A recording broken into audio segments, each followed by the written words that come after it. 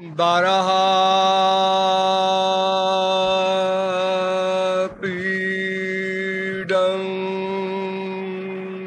नटवरवपुः कर्णयो कर्णिकारं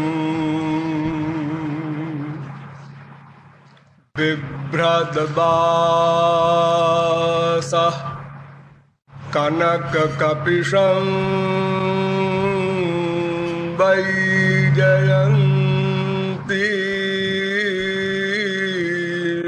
च मालाम्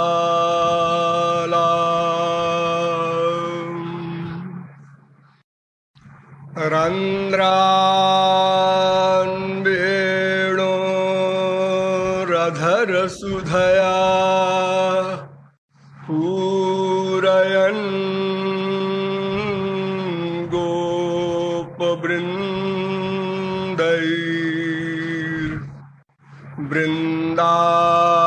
गोपवृन्दैर्वृन्दारण्यं स्वपदरमणं प्राविशत् गीतकीर्ति। अहो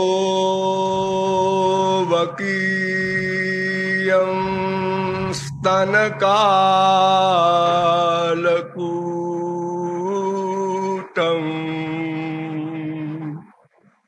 जिघांसया पाययदप्यसाध्वी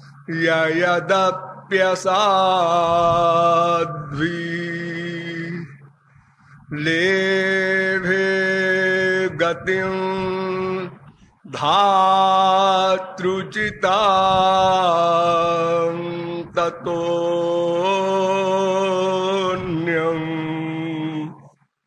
कं वा दयालुं शरणं व्रजेम। नमः कमलनाभाय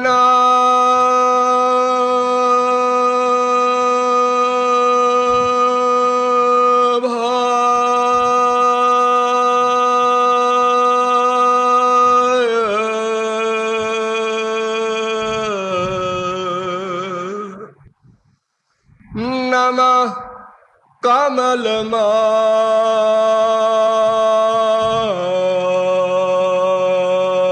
कमलमालिने नमः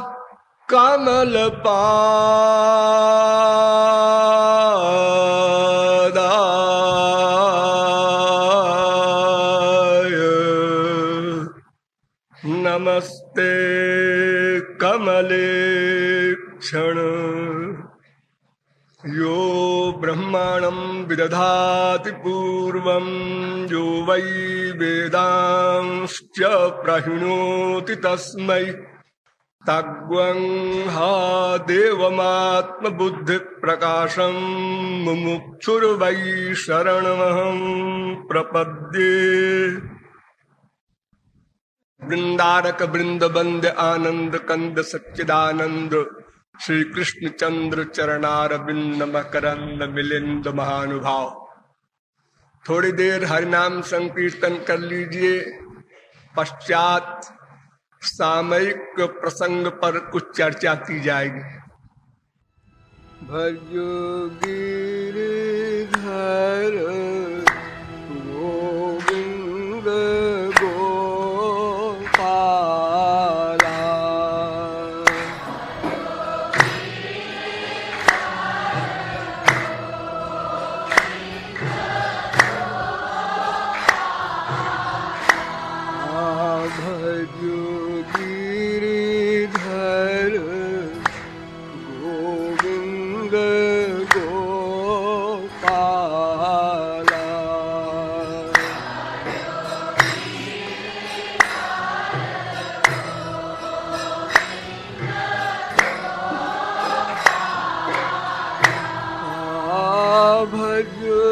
भजोगिधर गोविंद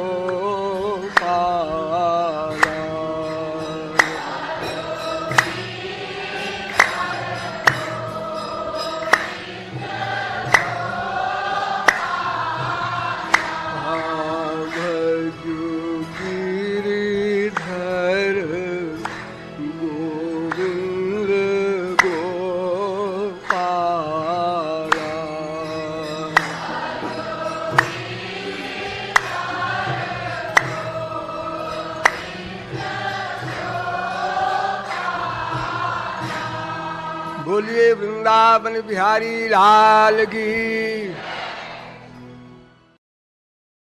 अब आप लोग सावधान हो जाएं। आज शरद पूर्णिमा का पावन पर्व है। हमारे देश में, हमारे सनातन धर्म में साल का प्रत्येक दिन ही कोई न कोई पर्व होता है। किसी न किसी देश में, किसी न किसी जाति में यदि सबका हिसाब लगाया जाए तो साल का प्रत्येक दिन ही पर्व है। क्योंकि हमारे यहाँ भगवान के सब अवतार हुए और अनंतानंत महापुरुष भी हमारे देश में ही आए, इसलिए पर्व की भरमार है। किंतु जितने भी पर्व मनाए जाते हैं उन सब में सर्वश्रेष्ठ पर्व है शरद पूर्णिमा। वैसे कुछ लोग जन्माष्टमी को कहते हैं, कुछ रामनवमी को कहते हैं, कुछ दिवाली को, कुछ दशहरा को, कुछ होली को। अनेक लोग अपनी अपनी भावना से पर्वों की इंपॉर्टेंस बताते हैं। किंतु मेरी पर्सनल राय जो है वो यही है कि शरद पूर्णिमा सबसे बड़ा पर्व है। क्यों? ये सब आपको आगे बताया जाएगा। संक्षेप में इतना समझ लीजिए कि आज ही के दिन आनंद की जो अंतिम सीमा है, उस अंतिम सीमा वाले आनंद को राधा कृष्ण ने जीवों को दिया था। आनंद में भी अनेक स्तर हैं। जैसे माया के क्षेत्र में अनेक स्तर हैं, तमोगुण, रजोगुण, सत्वगुण, ऐसे ही आनंद के क्षेत्र में भी अनेक स्तर हैं।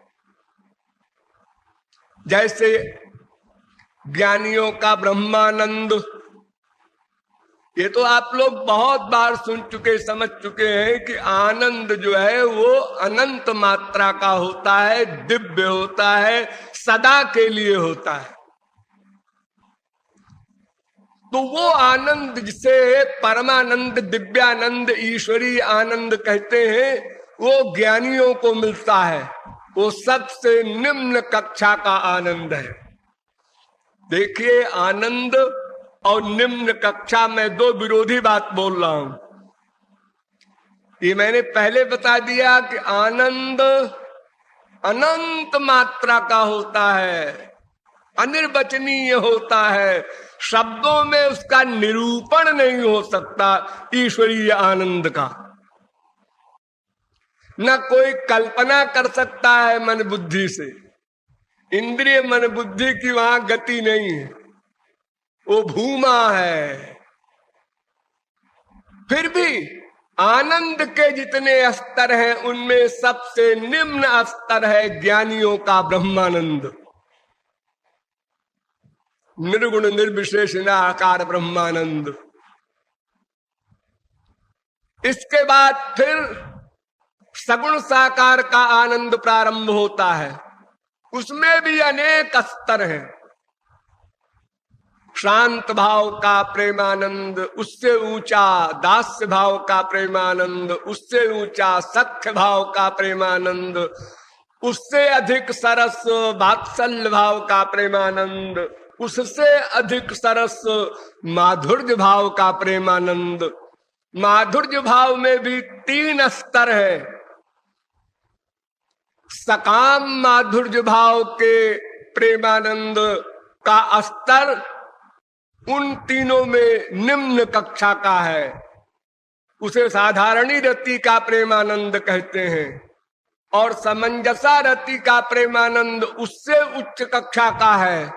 और समर्था रति का आनंद सर्वोच्च कक्षा का है।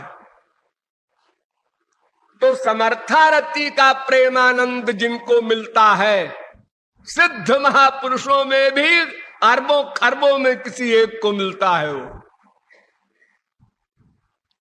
उस रस को महारास के रूप में आज के दिन 5000 वर्ष पहले राधा कृष्ण ने जीवों को वितरित किया था। इसलिए मैं कह रहा हूं कि आज का पर्व सर्वोत्कृष्ट पर्व है। ये रास शब्द का अर्थ क्या है? रस शब्द से बना है रास। रसानाम समूहो रासः। रस ही अनंत मात्रा का होता है। फिर दिव्यानंदों में सबसे उच्च कक्षा का रस समर्थारति वालों का, उसका कहना ही क्या है। उस रस का भी जो समूह है उसको रास कहते हैं। वैसे तो भगवान का एक नाम है रस, रसो वैसः रसग्बंघे वायम लब्ध्वानंदी भवती। उसी का पर्यायवाची है आनंदो ब्रह्मेति विजानात्। लेकिन रस में भी कई कक्षाएं हैं, इसलिए पुनः वेद कहता है सएव रसानाम रसतमः परमः। अब देखिए यहां पर कहा रसतमः परमः। पहले तो कह दिया रसो वैसा। हाँ वो रस है, ठीक है, लेकिन वो परम रसतम भी है।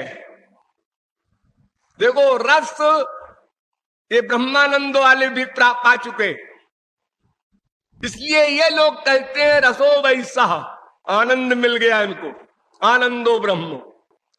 लेकिन जिनको महारास मिला वो रसो वैसा से संतुष्ट नहीं है, तो उनके लिए वेद की ऋचा ने कहा सएव रसानाम रसतमः परमः। वही ब्रह्म जो रस रूप है, आनंद रूप है, वही रस का समूह। ये तम प्रत्यय होता है संस्कृत में, उसका मतलब होता है सर्वोच्च रस। गुह्य गुह्यतर गुह्यतम।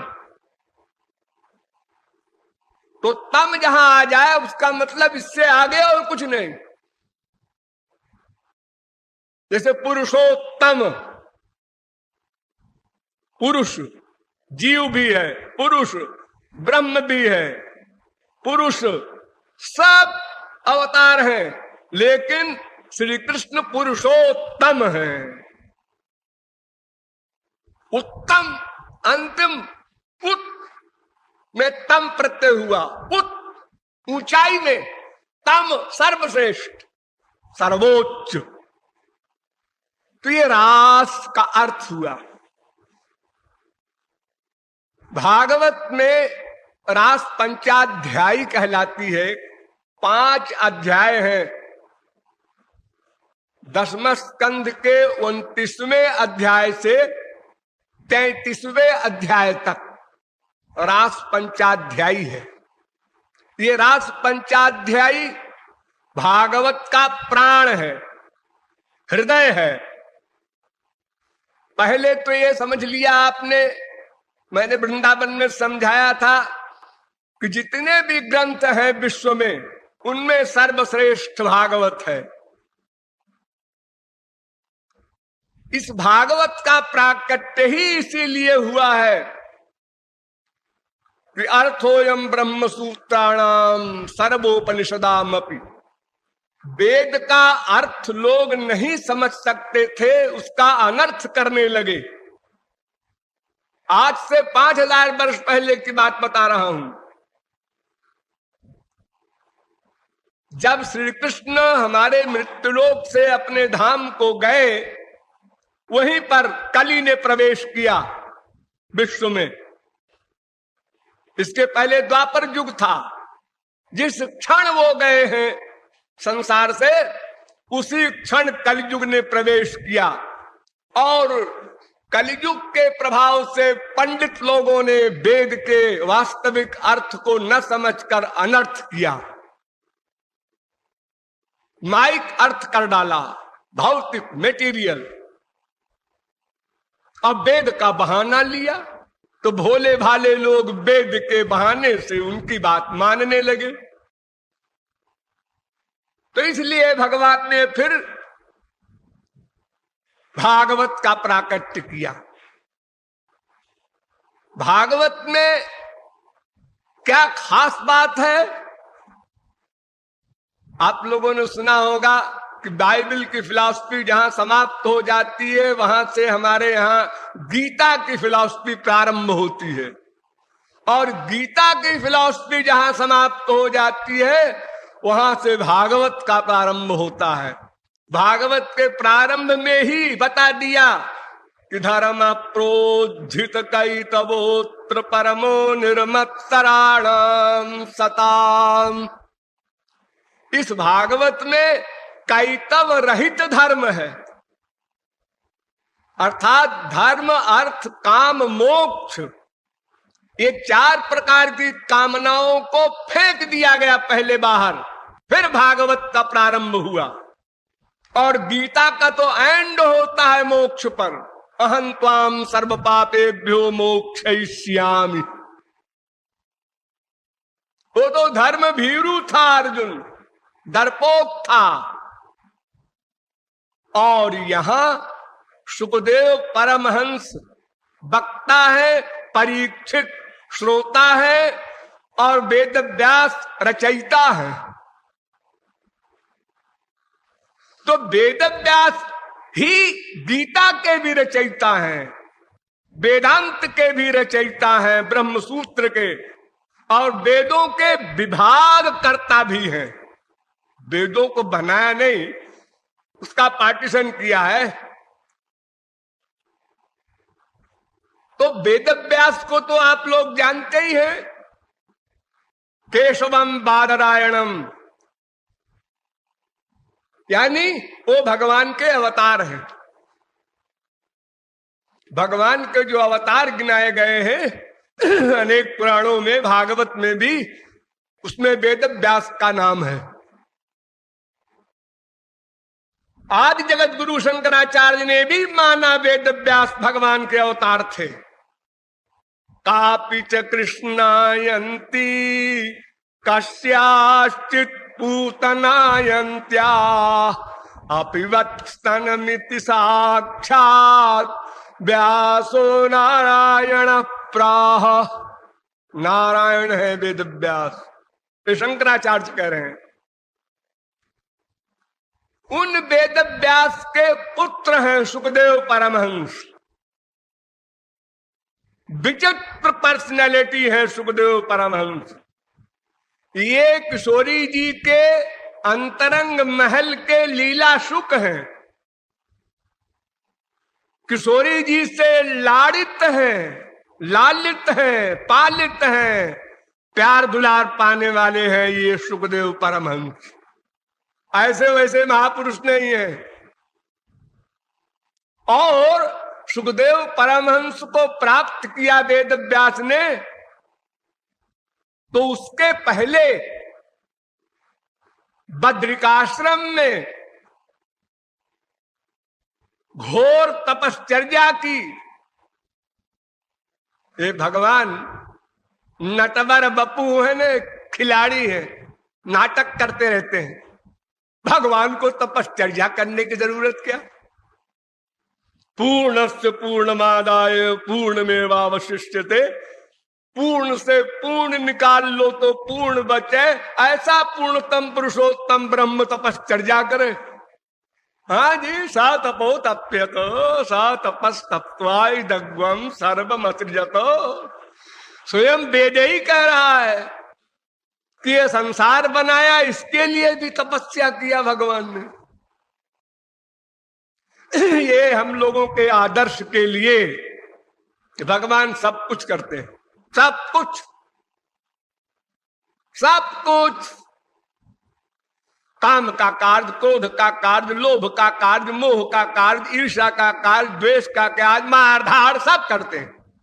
जो हम लोग करते हैं सब भगवान करते हैं, लेकिन वो करना उनका 0/100 है। ये रहस्य की बातें हैं। हाँ, तो उन वेद व्यास के घोर तप के बाद सुखदेव परमहंस का जन्म हुआ, और जन्म भी इनका विचित्र हुआ। ये 12 साल तक मां के पेट में ही पड़े रहे, हम नहीं निकलेंगे। ओ अद्भुत पर्सनैलिटी। भला कोई बच्चा मां के पेट में ये ज्ञान रखता है हम नहीं निकलेंगे? अरे वो तो नेचुरल बच्चे पैदा होते हैं। वेद व्यास परेशान हो गए कि ये बड़ा विलक्षण बच्चा है, पेट से बाहर आते ही नहीं है मां के। तो वेद व्यास ने कहा, क्या बात है भाई, तुम बाहर क्यों नहीं आते? तो सुखदेव अंदर से बोले, माया बड़ी भयानक है, बाहर आते ही माया लग जाती है, मैं बाहर नहीं आऊंगा। वेद व्यास ने वरदान दिया, आओ आओ, तुमको माया नहीं लगेगी, मैं वर दे रहा हूं। तब आए बाहर, और वर्णाश्रम धर्म का पालन नहीं किया। ब्रह्मचर्य आश्रम का जो नियम है, गृहस्थ का जो नियम है, वानप्रस्थ का जो नियम है, सन्यास का जो नियम है, इसका पालन नहीं किया। और परमहंस अवस्था से जैसे मां के पेट से निकले, उसी परमहंस अवस्था में आगे चल पड़े। कहां जा रहे हैं ये पता नहीं। यम प्रव्रजंतमनुपेतमपेत कृत्यं द्वैपायनो विरह कातर आजुहाव पुत्रेति तन्मयतया तरवोभिने दुस्तम सर्वभूत हृदयं मुनिमानतोस्मि। सुखदेव आगे आगे जा रहे, पीछे पीछे वेद व्यास पुकार रहे हैं, पुत्र ठहरो। काफी देर में बहुत बार पुत्र पुत्र कहा तो सुखदेव को कुछ सुनाई पड़ा। बहरे नहीं थे, वो निर्विकल्प समाधि में जा रहे थे। पीछे मुड़कर देखा वेद व्यास को, क्या बात है? अरे देखो, तुम्हें गृहस्थ में जाना है, देव ऋण, ऋषि ऋण, पितृ ऋण, ये 3 ऋण से उऋण हुए बिना मुक्ति नहीं मिलेगी। ऋणानि त्रीण्यपाकृत्य मनोमोक्षे निवेशयेत्, सिद्धांत है। सुखदेव हंसे, उन्होंने कहा, अच्छा पिताजी ये बताइए पितृऋण क्या होता है? पितृऋण होता है कि वो बच्चा पैदा करे, तब पिता के ऋण से ऋण होगा, ये पितृऋण है। तो पिताजी फिर तो ये कुत्ते वगैरह जो है 4 6 बच्चे इकट्ठा पैदा करते हैं, इनको बड़ा भारी मोक्ष मिलता होगा। अगर बच्चा पैदा होने से वो पितृऋण से ऋण होकर के मोक्ष को प्राप्त होता है, तो फिर ऐसे बहुत से जंतु हैं जो एक साथ 50 बच्चे देते हैं, अंडे बच्चे। बस थोड़ा सा बोल करके फिर आगे चले, अब पीछे पीछे जा रहे हैं वेद व्यास। फिर समाधि में हो गए सुखदेव परमहंस। थोड़ी दूर और आगे गए तो देखा कि वहां अप्सराएं एक सरोवर में नंगी स्नान कर रही हैं। दृष्ट्वानुयान्तं ऋषिमात्मजमप्यनग्नं देव्यो ह्रिया परिदधुर्न सुतस्य चित् चित्रम तद्वीक्ष्य पृच्छति मुनौ जगदुस्तवास्ति स्त्री पुंभिदा न तु सुतस्य विविक्त दृष्टे। सुखदेव परमहंस जा रहे हैं, स्त्रियां देख रही हैं नंगी स्नान करने वाली स्वर्ग की अप्सराएं, मृत्युलोक की नहीं, साधारण स्त्रियां नहीं, जिनको देख करके ही बड़े बड़े ऋषि मुनि योगी तपस्वियों की तपश्चर्या समाप्त हो जाती है। वे अप्सराएं हैं जिनके शरीर से ऐसी खुशबू आती है कि वो योगींद्र मुनींद्र समाधि भूल जाते हैं। वे अप्सराएं हैं। सुखदेव चले जा रहे हैं, उनके पीछे वेदव्यास। उन्होंने देखा स्त्रियां नंगी स्नान कर रही हैं, तो न नग्न स्नायात, स्मृतियों में नंगा स्नान करने से पाप होता है ऐसा बताया गया है। और ये स्त्रियां नंगी स्नान कर रही हैं, इसलिए वेदव्यास ने सोचा इनको डांट दें। उन्होंने कहा है तुम लोग नंगी स्नान कर रही हो, ये वेद विरुद्ध है, शास्त्र विरुद्ध है, और अब हमको देख करके कपड़े धारण कर रही हो, पर्दा कर रही हो। मैं बूढ़ा, मेरे लिए पर्दा हो रहा है, और मेरा लड़का आगे आगे गया तो पर्दा नहीं किया। तो अप्सराओं ने जान लिया है भगवान के अवतार है, फिर भी उन्होंने कहा महाराज अगर आप गुस्से न हो तो एक बात कहें। उन्होंने कहा कहो कहो, क्या कहती है? हमें गुस्सा उत्सा नहीं आता, एक्टिंग कर देते हैं, जरूरत पड़ती है तो आता वाता नहीं है। गुस्सा मेरे अंडर में है, मैं गुस्से के अंडर में नहीं हूं। महाराज आपने हमको देखा और नंगी रूप में देखा, फिर कपड़ा पहनते भी देखा। हाँ हाँ देखा, लेकिन आपके बेटे ने न कोई स्त्री देखा, न कोई नंगी फंगी देखा, न कोई कपड़ा वपड़ा देखा। वो अपनी मस्ती में चला जा रहा है समाधि में, तो उसके लिए हमको पर्दा करते। कोई स्त्री नंगी नहा रही हो, बैठी हो, और कोई छोटा सा बच्चा जा रहा है 2 साल का 3 साल का, उसको न कोई लज्जा आती है न पर्दा करती है। अरे बच्चा है, क्या है, जाने दो। यही अवस्था परमहंसों की होती है। वे अपने सिवा कुछ देखते ही नहीं, कुछ सुनते ही नहीं, कुछ सूंघते ही नहीं, कुछ रस लेते ही नहीं, कुछ स्पर्श करते ही नहीं, कुछ सोचते ही नहीं, कुछ जानते ही नहीं, कुछ फील करते ही नहीं। उसको परमहंस कहते हैं। यत्र सर्वमात्मविदा भूत तत्र केन कम पश्चेत केन कम सुन्यात इत्यादि आप लोग बहुत बार सुने समझे। तो महाराज ये आपका बेटा परमहंस है और आप हंस हैं।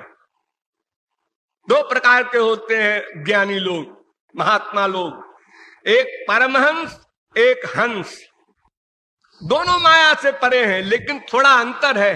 क्या अंतर है? कि जब वो महापुरुष समाधि में होता है, चाहे प्रेमानंद की समाधि हो, चाहे ब्रह्मानंद की समाधि हो, उस समय उसको परमहंस कहते हैं। और जब वो संसार के व्यवहार में लोक कल्याण के लिए भगवान भी आते हैं, महापुरुष भी आते हैं, और वर्क करता है,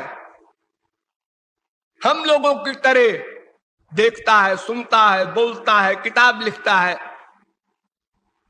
सब काम करता है। अरे मार धाड़ भी करता है। बड़े बड़े अर्जुन वगैरह का इतिहास, हनुमान जी वगैरह का आप लोगों ने पढ़ा है। क्या नहीं करते महापुरुष लोग। तो ये हंस अवस्था है। हंस माने दूध और पानी को अलग करके दूध को पी ले, पानी को छोड़ दे। जड़ चेतन गुण दोषमय विश्व कीन करतार, संत हंस गुण गहि पय परिहरि वारि विकार। ये माया का अधिकार उनके ऊपर नहीं होता, न परमहंस के ऊपर न हंस के ऊपर। लेकिन हंस द्वैत जगत में आकर के व्यवहार करता है, इसलिए वो देखता है ये पुरुष है, स्त्री है, मकान है, पेड़ है, ये अच्छा है, बुरा है, ये वेद विरुद्ध है, ये वेद के अनुकूल है, ये सब ज्ञान रखते हुए संसार में रहता है। और जो परमहंस होते हैं वो तल्लीन तद्रूप आत्मविस्मृति होकर के प्रेमानंद ब्रह्मानंद में लीन रहते हैं। तो जब अंतःकरण ही लीन हो गया तो इंद्रियां बेचारी क्या करेंगी? वे सुखदेव परमहंस भागवत के वक्ता है और परीक्षित श्रोता है। ध्यान दीजिए, गीता के वक्ता तो ठीक है, यहां वेद व्यास भगवान के अवतार ने भागवत का निरूपण किया, वहां श्री कृष्ण ने किया, गीता का लेक्चर दिया। लेकिन गीता का श्रोता अज्ञानी है अर्जुन। अर्जुन के मस्तिष्क में ये बीमारी है कि मैं शरीर हूं, बस एक बीमारी, मैं शरीर हूं, सब शरीर है। शरीर मानने से ही अर्जुन ने शंका किया कि महाराज मैं इन सबको मारूंगा। अरे किसको मारेगा? ये कौरवों को। अरे आत्मा अमर है, किसको मारेगा? अरे आत्मा अमर है, आत्मा नहीं जी, ये जो दिख रहा है शरीर वाला, शरीर मरेगा। तो तू शरीर समझता है सबको। यही तो तेरी नासमझी है। अरे कोई न मारता है न कोई मरता है, आत्मा तो अजर अमर है, भगवान नहीं मार सकते, और कोई कौन मारेगा? न बना सकते हैं भगवान, न बिगाड़ सकते हैं। ये तो आज है, अजो नित्य शाश्वतोयम पुराणो। सबसे पहला लेक्चर यही दिया श्री कृष्ण ने अर्जुन को कि ये सब आत्मा है, शरीर नहीं है, और आत्मा मरती वरती है ही नहीं। फिर तेरे दिमाग में ये बीमारी क्यों आ गई कि मैं मारूंगा? ये प्रश्न ही गलत है तेरा। तू किसको मारेगा? ये कोई मरने वाले नहीं है, और शरीर तो मरा हुआ है ही है। शरीर तो नश्वर है, मां के पेट में बना था और एक दिन बिगड़ जाएगा। जो एक दिन बनता है वो एक दिन बिगड़ जाता है। जिसका प्रारंभ होता है उसका एंड होता है। ना सतो विद्यते भावो ना भावो विद्यते सता, फिलॉसफी है। तो अर्जुन अज्ञानी श्रोता, यहां परीक्षित महापुरुष श्रोता। ध्यान दो, जब परीक्षित मां के पेट में थे तो उस समय भगवान ने उनको दर्शन दिया था, साक्षात दर्शन, सपना नहीं। जब परीक्षित मां के पेट से बाहर निकले तो गर्भदृष्ट मनुध्यायन परीक्षित नरेश्विह, चारों ओर देखने लगे कि वो जो मैंने गर्भ में दर्शन किया था वो कहां है? वे श्री कृष्ण कहां है?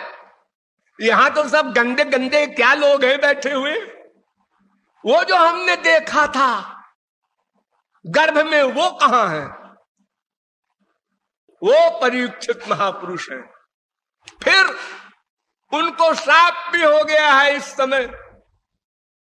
7 दिन के अंदर मर जाने का।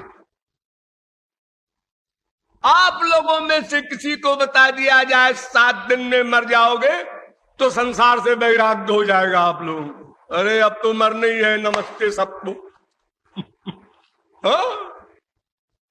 और वे तो सिद्ध महापुरुष थे परीक्षित, पूर्ण निर्विण्ण। वे श्रोता है, सुखदेव वक्ता है। इसलिए रास पंचाध्यायी के 29वें अध्याय का प्रारंभ होता है बादरायणी रुवाच।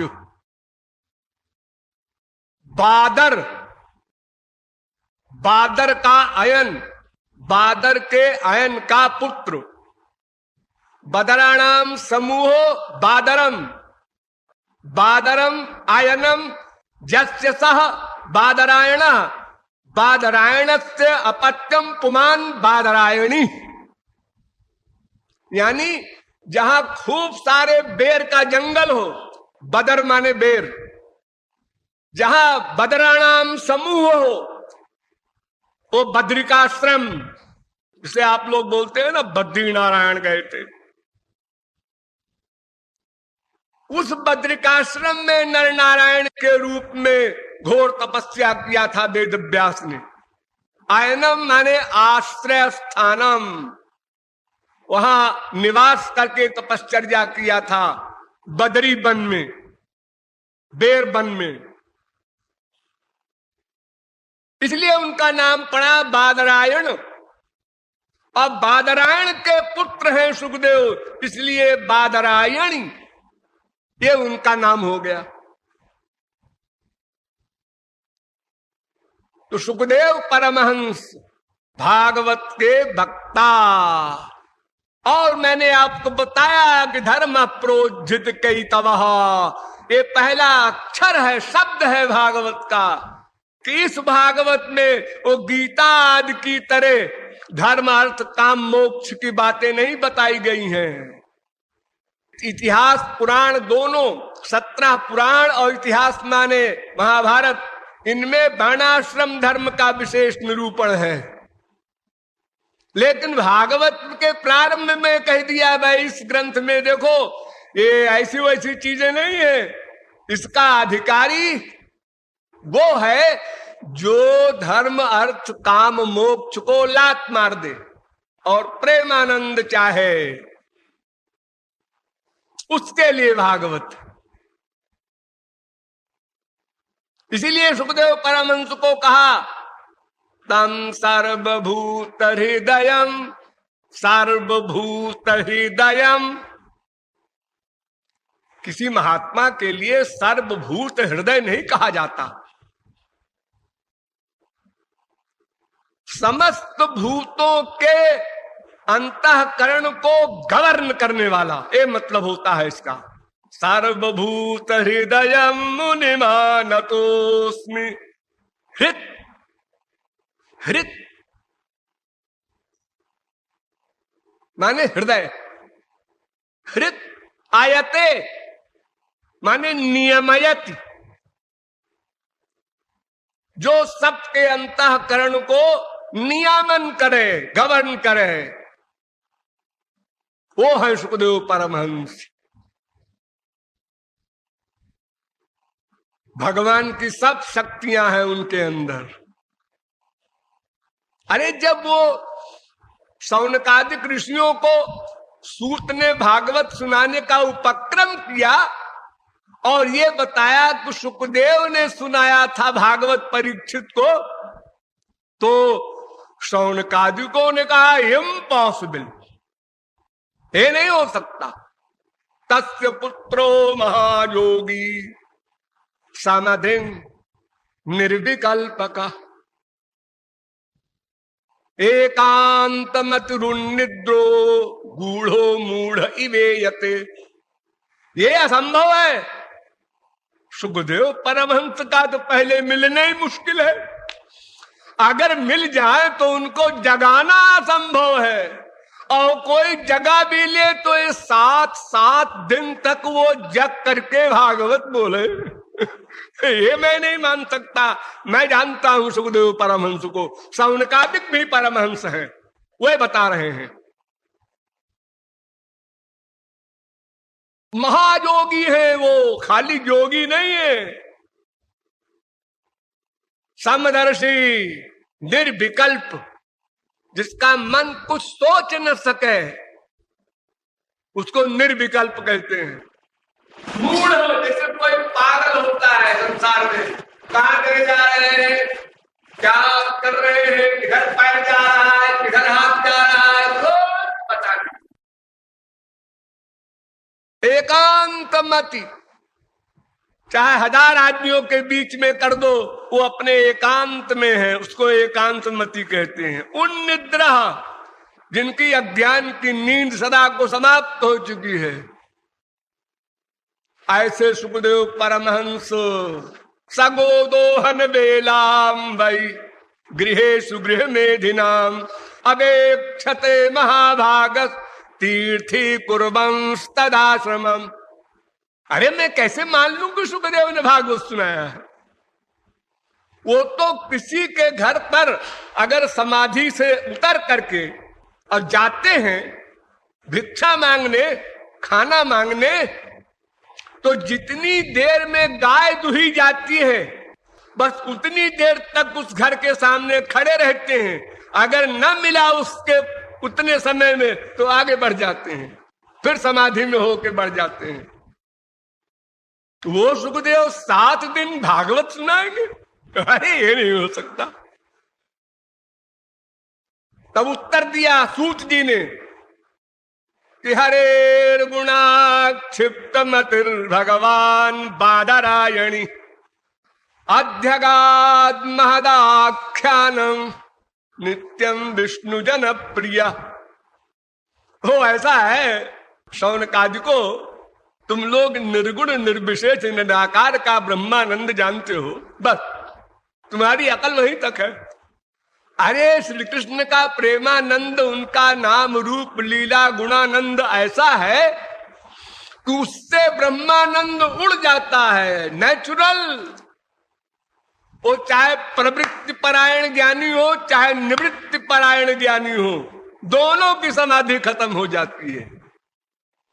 प्रवृत्ति परायण ज्ञानी जनक वगैरह, बरबस ब्रह्म सुख ही मन त्यागा, इनहि बिलोकत आति अनुरागा, बरबस ब्रह्म सुख ही मन त्यागा।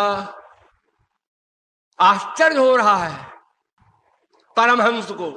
सहज विराग रूप मन मोरा, सहज विराग, एक वैराग्य होता है परिश्रम करके कंट्रोल करना, और एक होता है नेचुरल कंट्रोल है। तो सहज विराग रूप मन मोरा, और ऐसा मन थाकित होत जिमि चंद चकोरा। ये प्रवृत्ति परायण परमहंस विदेह जनक का हाल है, और निवृत्ति परायण परमहंस है सनकादिक। उन्होंने ब्याह नहीं किया, सनक, सनंदन, सनातन, सनत कुमार, ये 4 भाई सदा एक छोटी सी उम्र में नंग धड़ंग रहते हैं, जब से सृष्टि हुई है और जब तक रहेगी तब तक के लिए। ये ब्रह्मा के पुत्र हैं, भगवान के अवतार हैं। ये निवृत्ति परायण परमहंसों में टॉप करते हैं। इनका भी बुरा हाल हुआ। सोई सुख लवलेश बारक जिन सपन हुलहु, ते नहीं गण ही खगेश, ब्रह्म सुख ही सज्जन सुमति। तस्यारविंद नयनस्य पदारविंद, किंजल्क मिश्र तुलसी मकरंद वायु, अंतर्गत स्वविवरेण चकार तेषां संक्षोभमक्षरजुषामपि चित्त तन्मोह। ये सनकादिक जीवन मुक्त अमलात्मा परमहंस वैकुंठ गए। वहां भगवान के चरण पर तुलसी रखी हुई थी।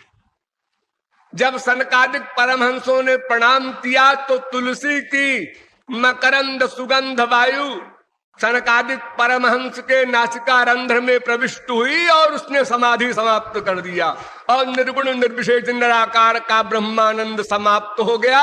बरबस प्रेमानंद में विभोर हो गए और चिल्ला पड़े, कामं भवस्व बीजिनैर्निरयेषु नस्याच्चेतोलिवत्। महाराज नरक में बास दे दो। नरक में बास? अरे तुम क्या बोल रहे हो?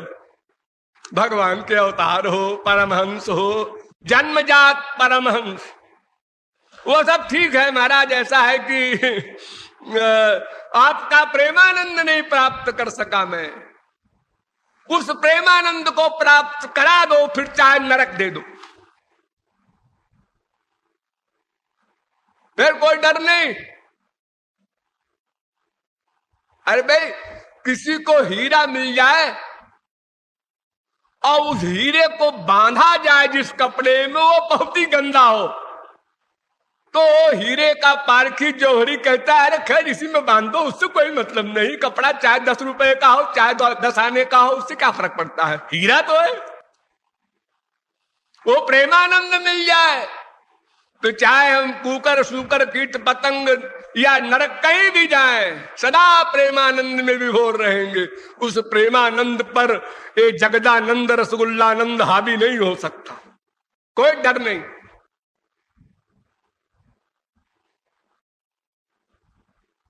तो सुखदेव परमहंस ये प्रवृत्ति परायण ज्ञानी और निवृत्ति परायण ज्ञानी दोनों से आगे हैं, क्योंकि ये किशोरी जी के लीला सुख है। तो इतना बड़ा कोई उच्च वक्ता हो तो भागवत सुनावे रास पंचाध्यायी, और सुनने वाले भी परीक्षित के क्लास के हो, तब भागवत सुन सकते हैं। हो सकता है आप लोग परीक्षित के क्लास के हो, लेकिन मैं सुखदेव नहीं हूं। हाँ? और दोनों चीज ठीक होनी चाहिए। अगर परीक्षित शरी का अधिकारी हो और वक्ता सुखदेव शरी का ना हो तो भी 0/100 मिलेगा, और अगर वक्ता सुखदेव हो और श्रोता परीक्षित ना हो तो भी 0/100 मिलेगा। अरे 0/100 तो हमने बहुत कम बताया है, बहुत हानि हो जाएगी। जैसे 4-5 वर्ष के बच्चे को ये समझाना असंभव है कि तुम मां से भी पैदा हुए हो, बाप से भी, दोनों के सम्मिलित पुत्र हो, ये बात वो अनुभव से नहीं समझ सकता, क्योंकि काम दोष रहित है। उसी प्रकार जब तक कोई जीव काम क्रोध लोभ मोह के अंडर में है, तब तक रास पंचाध्यायी का चंचु प्रवेश भी नहीं कर सकता। इसलिए कहा गया छठी भावना रास की,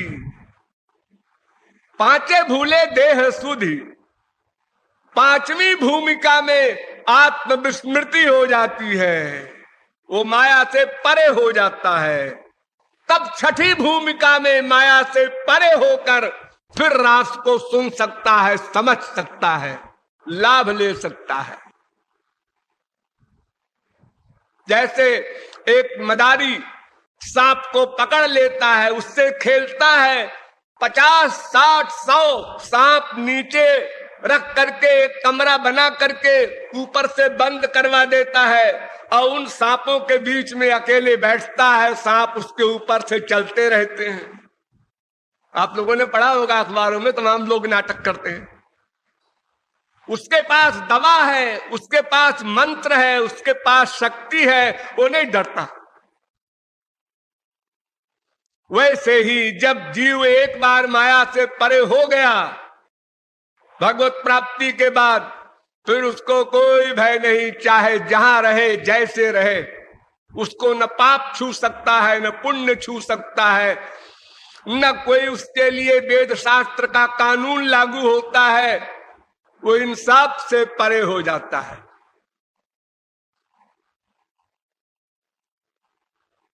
सुखदेव परमहंस वक्ता भागवत के और परीक्षित श्रोता, लेकिन आपको निराश नहीं होना है, एक दिन बनना है परीक्षित, और फिर सुखदेव की कमी नहीं है। भगवान सुखदेव भेज देते हैं अगर कोई परीक्षित बन जाए तो, क्योंकि हम नहीं ढूंढ सकते सुखदेव को, हम तो असमर्थ हैं। ये आप लोग जो सत्संग में आए हैं मनगढ़, ये भी आपका कमाल नहीं है। यही सर आवत अति कठिनाई, राम कृपा बिनु आई न जाई।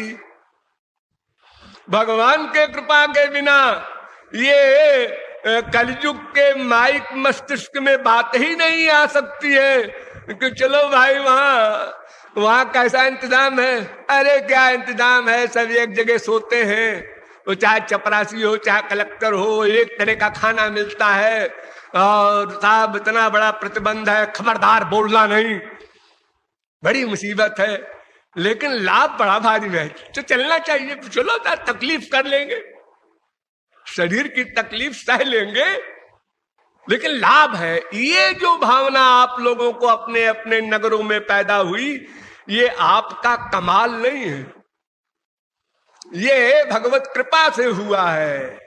तमाम जन्मों के आपके जो संस्कार थे भगवत विषय, उन संस्कारों का फल दिया भगवान ने कि आपके अंतःकरण में प्रेरणा दी, चलना चाहिए, चलो छोड़ो संसार।